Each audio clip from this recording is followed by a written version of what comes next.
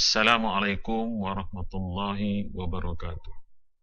Alhamdulillah wassalatu wassalamu rasulillah. Saudara-saudara yang dihormati sekalian, apabila sesebuah negara seperti Malaysia ingin mengeksport produk atau perkhidmatan ke negara-negara maju, terutamanya negara Eropah, negara-negara maju ini akan mensyaratkan supaya di Malaysia terdapat peruntukan berkaitan dengan whistleblowing. Dalam bahasa yang mudah, mesti ada terlebih dahulu satu peruntukan yang melindungi orang-orang atau institusi yang melaporkan ataupun mendedahkan maklumat yang jika tidak didedah akan menjejaskan kepentingan awam. Itulah yang dinamakan sebagai whistleblowing. Ataupun orang yang mendedahkan itu dikenali sebagai whistleblower. Di dalam tradisi Islam terdapat unsur-unsur whistleblowing dalam beberapa kisah. Misalnya, kisah yang sangat famous, terkenal, bagaimana Sayyidina Umar Al-Khattab sendiri menyiasat tingkah laku seorang tua yang menasihatkan anaknya supaya mencampurkan air ke dalam susu. Jadi dalam kisah itu, Sayyidina Umar Al-Khattab sebagai pemimpin, beliau sendiri yang menjadi whistleblower. Dalam sebuah hadis Nabi SAW, Nabi kata, kita tidak boleh mendedahkan maklumat rahsia kecuali dalam 3 perkara. Pertama, jika kita bimbang akan berlaku ketidakadilan sosial. Kedua, jika kita bimbang akan berlaku maksiat, penzinaan. Dan ketiga, jika kita bimbang akan berlaku pembunuhan secara yang tidak sah. Maka dalam ketiga-tiga perkara itu kita boleh mendedahkan maklumat walaupun maklumat itu adalah rahsia. Saudara-saudara, di dalam Al-Quran, dalam ayat ke-20 dalam surah Al-Qasas, Allah menceritakan tentang apa yang berlaku kepada Nabi Musa AS yang boleh kita ambil pengajaran sebagai suatu bentuk whistleblowing. Saudara-saudara, seorang ulama Al-Quran yang sangat terkenal, namanya Abdullah Ad-Darras, mengatakan bahawa Al-Quran itu seperti batu permata. Setiap sisi memberi lantunan cahaya yang berbeza. Artinya, bagi setiap ayat itu boleh mengandungi lebih daripada satu makna supaya kita dapat mengambil inspirasi atau ibrah dalam ayat tersebut. Dalam kesempatan ini, saya akan berbicara pendek tentang suatu ayat Al-Quran, ayat yang ke-20 surah Al-Qasas.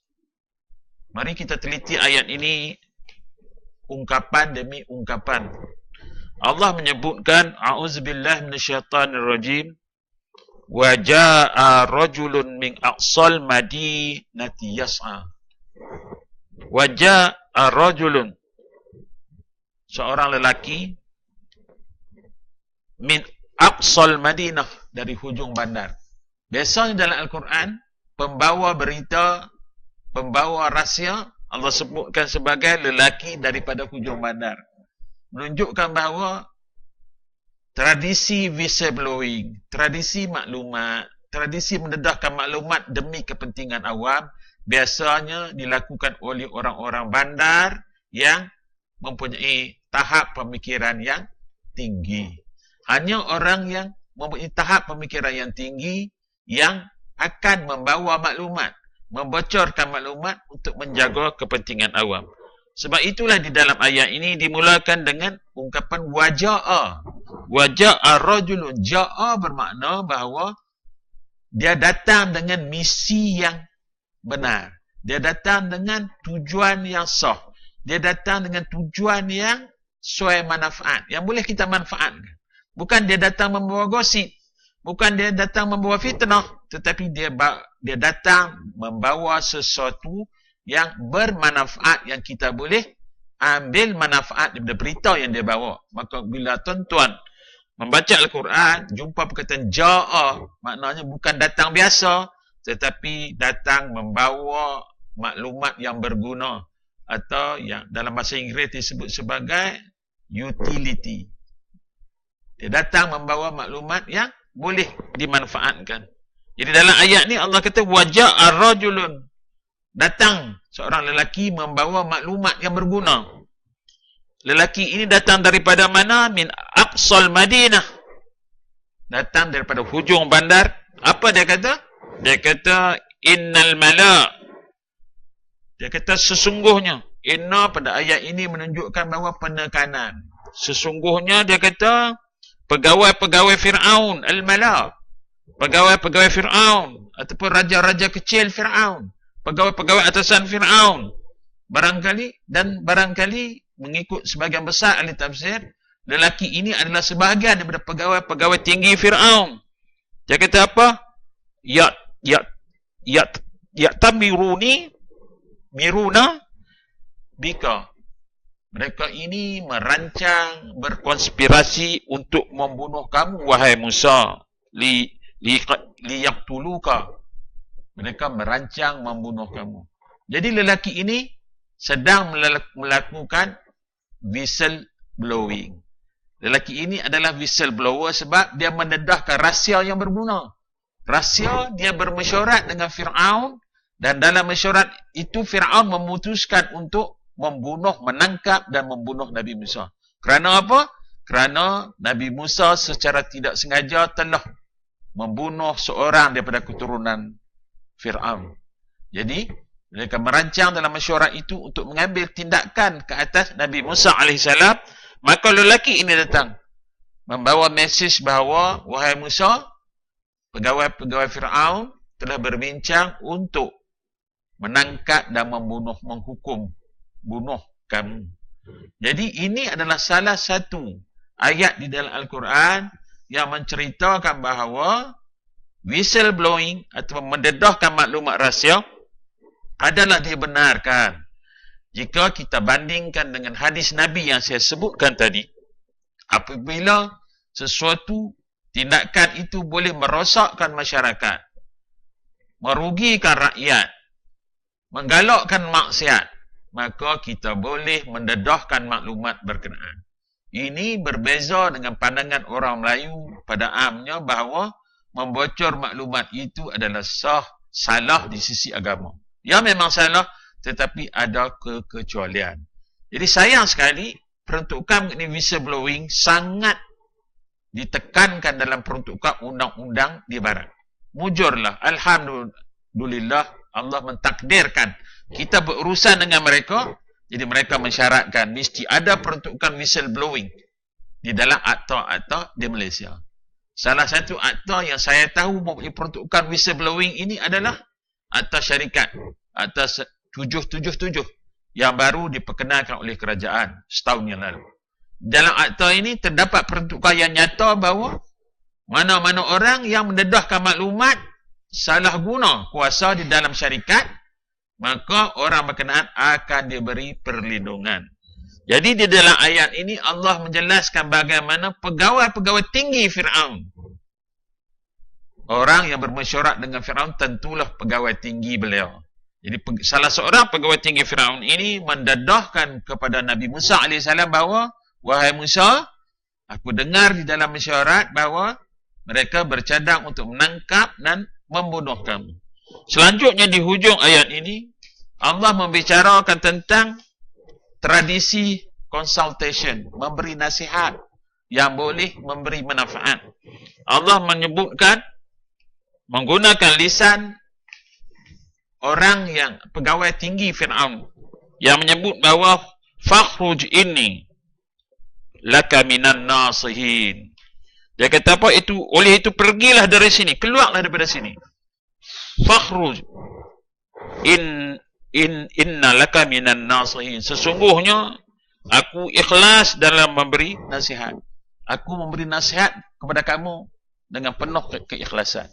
Ulama menafsirkan ayat ini laka minan nasihin. An-nasihin ini sebagai orang-orang yang memberi nasihat yang di zaman moden ini dikatakan sebagai consultant, orang yang kita boleh bergantung, a person who we can rely on. Kita boleh bergantung kepada nasihat mereka sebab orang ini mempunyai credibility.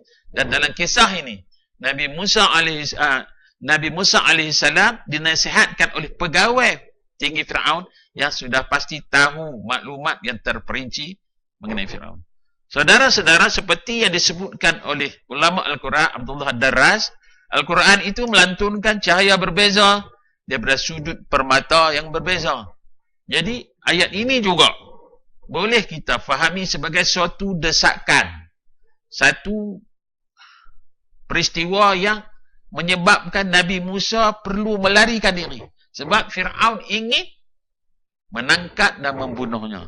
Dan berita berkaitan dengan usaha Fir'aun untuk menangkap dan membunuh Nabi Musa ini, Nabi Musa gunakan untuk sebagai hujah untuk beliau melakukan pengembaraan. Lalu dipendekkan cerita, selepas Nabi Musa mendapat berita tentang cubaan Fir'aun untuk membunuhnya, maka Nabi Musa AS pun menyiapkan diri dan mengembara ke Madian. Saudara-saudara, tindakan untuk mengembara dalam kebanyakan ayat Al-Quran dan hadis Nabi SAW bersifat menolak. Nabi berhijrah ke Mekah, Nabi berhijrah ke Madinah dari Mekah kerana desakan susana di Mekah yang tidak mengizinkan untuk dakwah. Jadi Nabi terpaksa berhijrah ke Madinah. Jadi penghijrahan Nabi atau pengembaraan Nabi adalah berdasarkan kepada faktor penolakan. Begitulah juga Nabi Musa mengembara ke Madian kerana Fir'aun ingin membunuhnya. Jadi faktor penolak yang menolak Nabi Musa AS untuk melakukan pengembaraan. Cuma kita barangkali jarang pengembara yang mengembara kerana faktor penolakan. Kita mengembara kerana faktor penarikan, tarikan. Misalnya kalau kita mengembara ke Siam, ke Thailand kerana seronok untuk berada di Thailand, seronok dengan budaya di sana, seronok dengan itu dan ini. Di negara yang ingin kita mengembara, lalu kita membuat pengembaraan.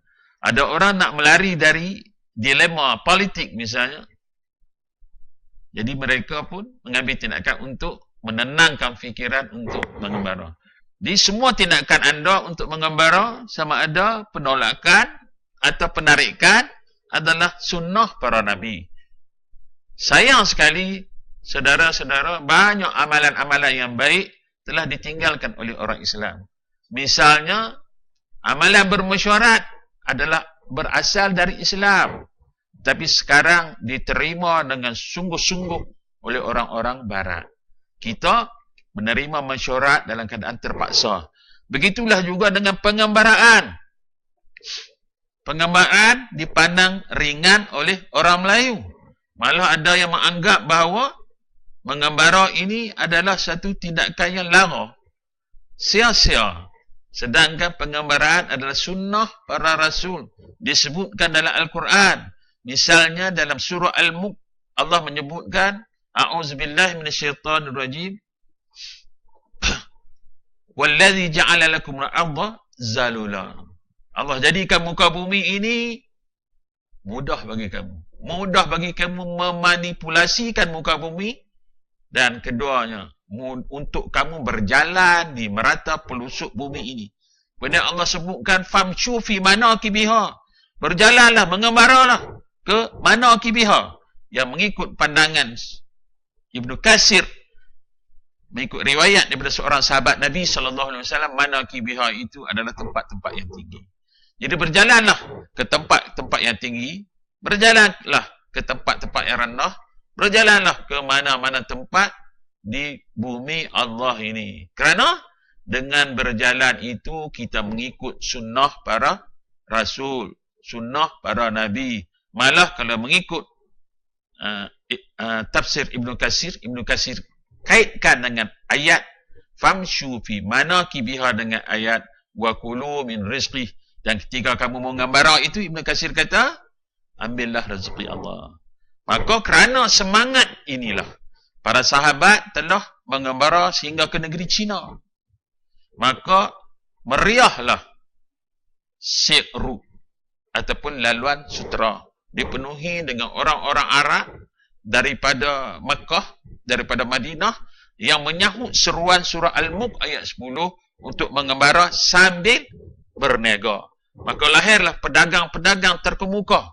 Ada yang melalui Silk Route jalan darat dan ada yang melalui Silk Route jalan laut. Antaranya Sa'ad bin Abi Waqqas menggunakan laluan sutera jalan laut, lalu dia sehingga